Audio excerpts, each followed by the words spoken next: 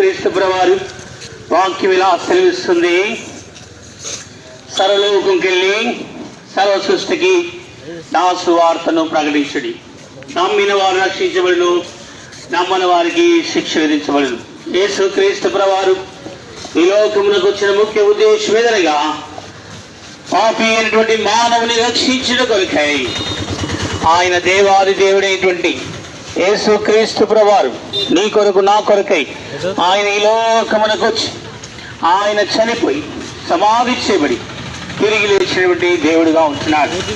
ఆయన నీ కొరకు నా కొరకు ఆయన సజీవుడైనటువంటి దేవుడుగాను ఆయన నీ కొరకు నా కొరకై యేసు ప్రభువేగాక వసుధలో రక్షకుడే లేడు, వసుధలో రక్షకుడే